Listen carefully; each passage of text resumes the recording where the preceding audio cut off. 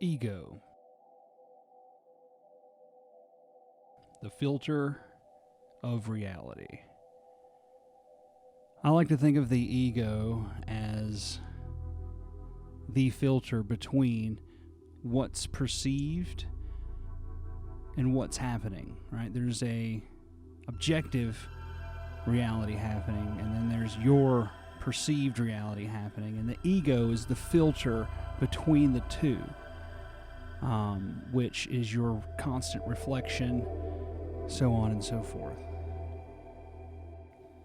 In the most simplest terms that I can think of, your nature, your essence, is dual. Your dual nature, and that dual nature is the balance between input and output. You're constantly receiving inputs, and you're constantly putting out energy in the form of vibration through all of your body constantly. So, understanding the filter between the two, which is your ego, your perception, not only of the world, but the perception of yourself, depending on which side of the ego you're looking at. You're either looking at the side that reflects on you or the side that reflects on everyone else. And you're typically focused on the exact same thing.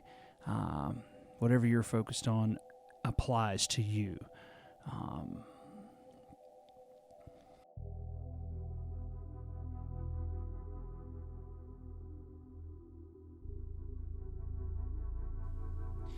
Your essence must be contained in order to exist in this 3D reality.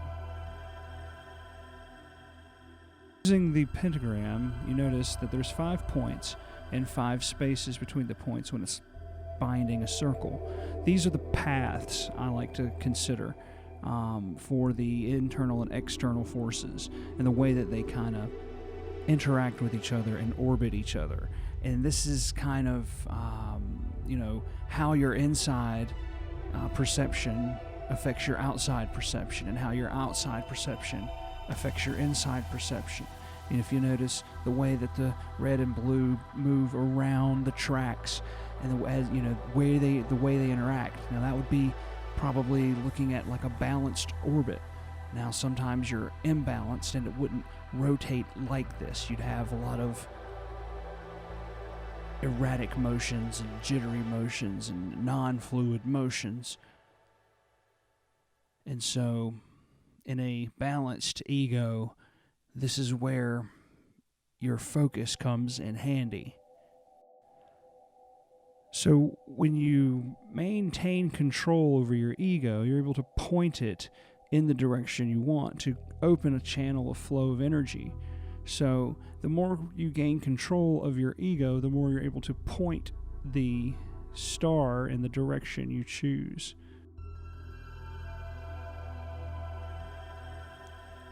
Now, let's say we flip this upside down and see where our focus goes. We take our focus and apply it to the opposite spectrum. You get a familiar occult symbol. This is essentially what I would consider, putting the self first body. There's self first body, self first mind, self first soul. So if you notice that the way that the track is aligned also determines your direction.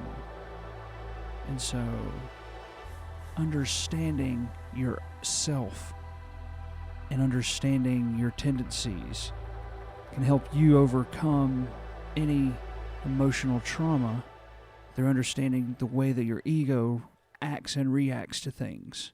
Because through understanding that it is just your filter and reflector.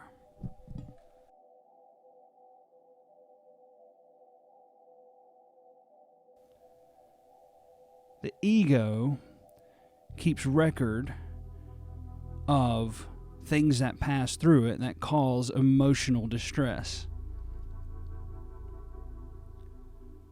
Because how we perceive our outside environment is through our stimuli, and we interpret that stimuli through our feelings. Now, our feelings aren't necessarily our emotions. Our emotions are the connection between the perception and the feeling.